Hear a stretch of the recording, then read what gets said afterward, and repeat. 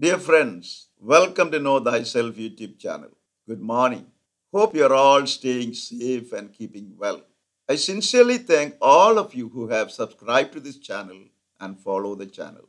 If you find the contents of the videos uploaded in this channel useful, please subscribe to this channel and click the notification or the bell button so that you can be notified when a video is uploaded. Kindly share the videos with others or in the internet. Examination of conscience and examination of consciousness are fundamentally different activities, even though both of them involve review of our life aimed at greater understanding of who we are and those attitudes guide our lives. However, the fundamental difference is that while the former involves a judgment about us, the latter involves a review of our life without any form of judgment. In today's episode of A Message to Manage Your Day, I would like to share some thoughts on the theme examination of conscience. In the next video, we will consider examination of consciousness.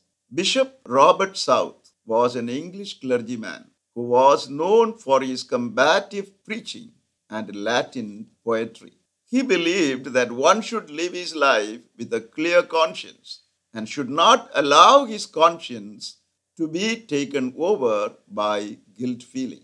If one's conscience comes under the control of guilt, it will destroy both the conscience and the person.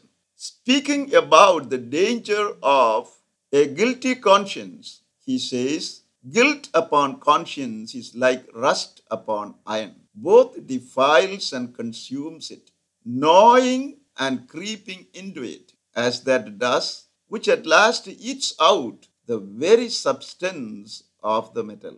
Hence, he preached that every spiritual practice should be presented to the people in such a way that it evokes genuine sorrow and not guilt. According to him, the practice of examination of conscience is one of such practices. Every religion aims at its adherents' spiritual progress.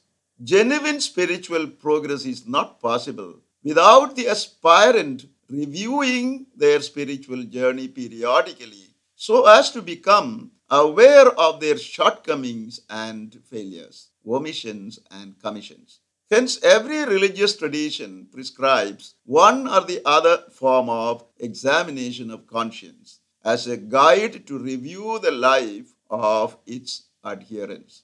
In any form of examination of conscience, we keep our actions in comparison to the moral principles and the prescriptions of that religion. For instance, in the Catholic tradition, the examination of conscience is practiced as a helpful means in preparation for the reception of the sacrament of confession, besides as a useful tool for Catholics to know how they have lived their life each day. Usually, Catholics are advised to examine themselves in the light of the Ten Commandments, the precepts of the Church, and the duties of their status in life, and the like. They are called to examine if they fared well or did not fare well. Likewise, Islam speaks of self-examination. Islam believes that self-examination will benefit those who practice it to know their weaknesses and strengths. This knowledge of people's weaknesses and strengths, in turn, would assist them to make the needed changes in their life and to chart a better course of action for the future. If we study other major religious traditions, we would find some form of examination of conscience. Examination of conscience also implies that we are called to give an account of our life when we face divine judgment at the end of our life in this world. Hence, our daily and periodic examination of conscience is aimed at keeping us ready for that day when we are called to stand before the divine. Thus, any form of examination of conscience involves a judgment, often a negative judgment about ourselves, and a fear of divine judgment and punishment, which does not make us feel good. Similarly, there is the guilt feeling associated with examination of conscience. For when we examine our conscience and finding ourselves not having fared well, we feel guilty, remorse, and shame, which can have a very harming effect on our lives.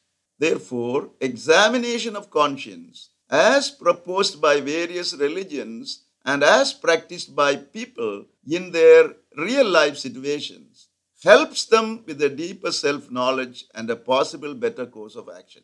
However, it also brings in the elements of negative judgment, the inevitability of standing before divine judgment, fear of punishment, guilt, remorse, and shame in a good number of people who give themselves to this practice.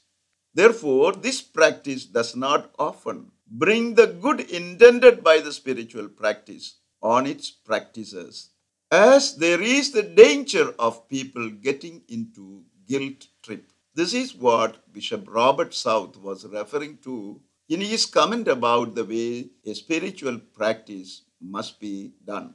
Do I give myself to the spiritual practice of examination of conscience? How do I practice this spiritual exercise? Does this practice lead me to making a negative judgment on me? Does it make me feel the fear of divine punishment? Does this practice create in me guilt and consequent remorse and shame? Does the way I practice examination of conscience bring in me the good intended by the spiritual practice?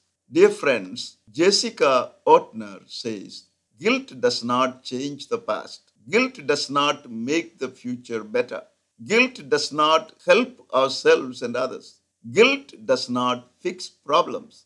Guilt blinds us from the ability to change, grow, and improve. It's time to let go of guilt. As we begin this day, take some time to review the way you practice the examination of conscience as prescribed by the religion you adhere to. Ask yourself if you truly benefit from this practice, or this practice leads you to guilt trip, fear, shame, and remorse. Believe that divine mercy is greater than your shortcomings and failures. May the divine mercy and love be with you to guide you so that you can achieve the best effects from this spiritual practice. This is my wish and prayer for you, dear friends. Thank you for watching this video. Stay blessed until we see you again with another video.